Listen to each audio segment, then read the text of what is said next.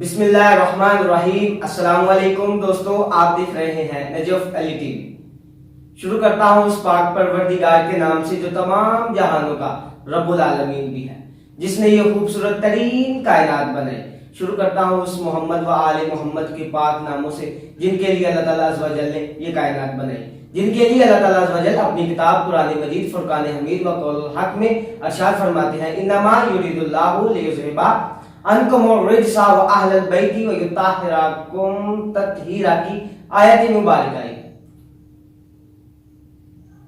دوستو آج کی ہماری ویڈیو بہت دیر بعد آئی، اس کے لیے ہم آپ تمام ناظرین سے معذرت خواہ ہیں۔ تو چلتے ہیں آج کی ویڈیو کی جانب، اور آج کے ہمارے مہمان ہیں جناب زمان علی۔ زمان علی السلام علیکم۔ وعلیکم السلام۔ زمان علی آپ کیسے ہیں؟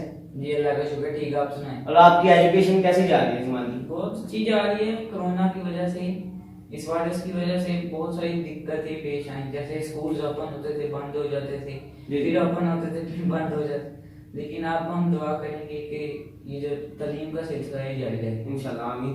دوستو چلتے ہیں آج کے شو کے پہلے سوال کی جانب، اور آج کے شو کا جو پہلا سوال ہے دوستو، وہ سوال یہ ہے دوستو، خیبر میں جو قلعہ فتح کیا گیا تھا اس کا نام کیا تھا؟ جی بسم اللہ الرحمن الرحیم۔ خیبر کی بستی 6 قلعوں پر مشتمل تھی، جن میں کم و بیش 20,000 جنگی مرد موجود تھے۔ ان قلعوں میں سب سے مضبوط قلعہ کموز تھا۔ جو قلعہ سب سے آخر میں فتح ہوا وہ تھا یہ قلعہ کموز۔ اس قلعے کا رئیس مرحب 1000 شاہ سواروں کے برابر سمجھا جاتا تھا، جسے مولا کائنات حضرت علی ابن ابی طالب کرم اللہ وجہہ نے جنگ خیبر میں قتل کیا۔ بہت ہی احسن انداز میں جواب دیا زمان علی نے۔ دوستو چلتے ہیں آج کے دوسرے سوال کی جانب۔ دوسرے سوال کی جانب بڑھنے سے پہلے آپ اس چینل کو سبسکرائب کریں اور ساتھ کے بیل آئیکن کو ہلکا سا پش کر دیں۔ سوال نمبر 2 یہ ہے دوستو کہ روم کے کون سے بادشاہ کو دعوت اسلام پیش کی گئی اور اس نے نبی کریم صلی اللہ علیہ وآلہ وسلم کے متعلق کس سے سوال کیے اور یہ نامہ مبارک کون لے کر گیا؟ روم کے بادشاہ ہرقل کو دعوت اسلام کے لیے ایک نامہ مبارک بھیجا گیا۔ یہ نامہ مبارک حضرت وحیہ قلبی رضی اللہ عنہ لے کر روم گئے۔ جب انہوں نے یہ نامہ مبارک کیسر روم کو دیا تو اس نے ابو سفیان سے حضرت محمد مصطفیٰ صلی اللہ علیہ وآلہ وسلم کے متعلق چند سوالات پوچھے۔ بہت ہی لاجواب جواب دیا زمان علی نے۔ دوستو چلتے ہیں سوال نمبر 3 کی جانب۔ سوال نمبر 3 یہ ہے دوستو، کس شہنشاہ ایران کو دعوت اسلام دی گئی اور اس نے اس کا جواب کیا دیا؟ جی شہنشاہ ایران خسرو پرویز کو آپ صلی اللہ علیہ وآلہ وسلم نے دعوت اسلام کے لیے نامہ مبارک بھیجا۔ اس نامہ مبارک کے جواب میں اس نے یہ نامہ مبارک پھاڑ دیا اور اپنے گورنر یمن جس کا نام بازان تھا اس کو لکھا کہ محمد صلی اللہ علیہ وسلم کو نعوذ باللہ گرفتار کر کے میرے سامنے پیش کیا جائے۔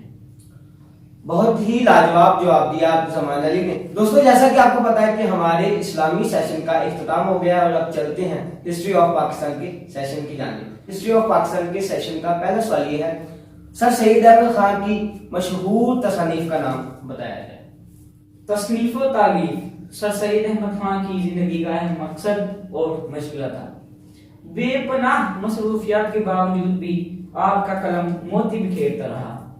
سر سید احمد خان کی مشہور تصانیف میں قرآن پاک کی تفسیر، اسباب بغاوت ہند، خطبات احمدیہ، سیرت نبوی صلی اللہ علیہ وآلہ وسلم اور الجدید شامل ہیں۔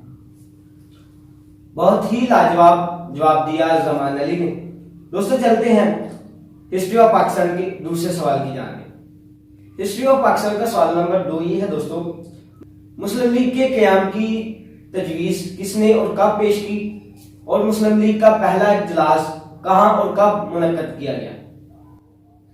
23 دسمبر 1906 میں ڈھاکہ میں ہونے والے محمدن ایجوکیشنل کانفرنس میں مسلم لیگ کے قیام کی تجویز نواب سلیم اللہ خان نے پیش کی۔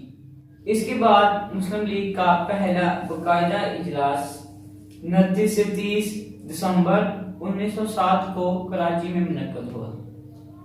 तमाम तर सवालात के बखूबी जवाब सुनने के बाद चलते हैं दोस्तों आज के कौल की जानिब। कौल साहिब नहजुल बलागा अमीरुल मोमिनीन हजरत अली इब्न अबी तालिब अलैहिस्सलाम का है। मौला अली अलैहिस्सलाम फरमाते हैं, इंसान ज़बान के पर्दे में छुपा है।